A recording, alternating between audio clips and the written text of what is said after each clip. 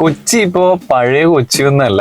പഴയ കൊച്ചി കാണാനായിട്ട് നമുക്ക് വേണമെങ്കിൽ ഫോർട്ട് കൊച്ചി വരെ ഒന്ന് പോയിട്ട് വരാം.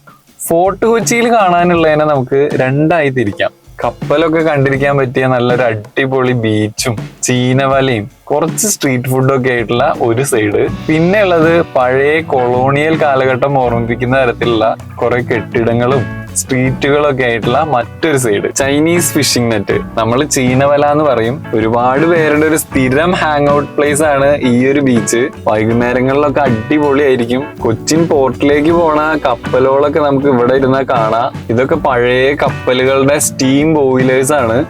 ഈ ഒരു വാക്ക് വേയിലൂടെ നടക്കുമ്പോൾ നമ്മൾ ഇവിടുത്തെ ചരിത്രം കൂടി ഒന്ന് അറിഞ്ഞിരിക്കുന്നത് നല്ലതാണ്. പണ്ട് വ്യാപാരത്തിനായിട്ട് വന്ന പോർച്ചുഗീസുകാരാണ് ഇവിടെ ആദ്യമായിട്ട് ഒരു കോട്ട കിട്ടിയത്, ഇമ്മാനുവൽ ഫോർട്ട്. കുരുമുളക് പോലെയുള്ള സുഗന്ധവ്യഞ്ജനങ്ങളായിരുന്നു അന്നത്തെ അവരുടെ മെയിൻ കച്ചവടം നടത്തി കോട്ടയ്ക്ക് ചുറ്റിലുള്ള മൊത്തം ഏരിയ പോർച്ചുഗീസുകാർ മെല്ലെ അവരുടെ അണ്ടറിലാക്കി മാറ്റി.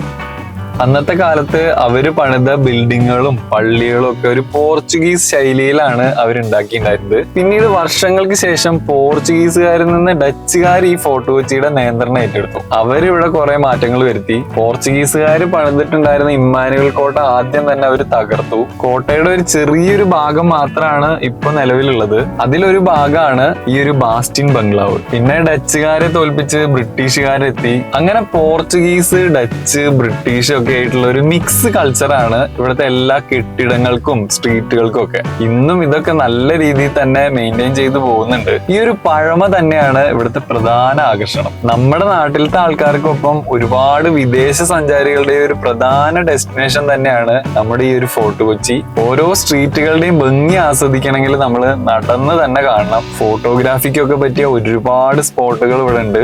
വാസ്കോഡഗാമേനെ അടക്കം ചെയ്ത സെന്റ് ഫ്രാൻസിസ് ചർച്ചാണിത്. പിന്നെ വാസ്കോഡഗാമ താമസിച്ചിരുന്നു എന്ന് പറയപ്പെടുന്ന വാസ്കോ ഹൗസ് പലർക്കും അറിയായിരിക്കും. നമ്മൾ ബിഗ് ബിയിലൊക്കെ കണ്ടിട്ടുള്ള ആ ഒരു വീടാണിത്. പിന്നെ ഒരുപാട് ആർട്ട് കഫേകളും ആന്റിക് ഷോപ്പുകളും ഒക്കെ ഇവിടെ ഉണ്ട്.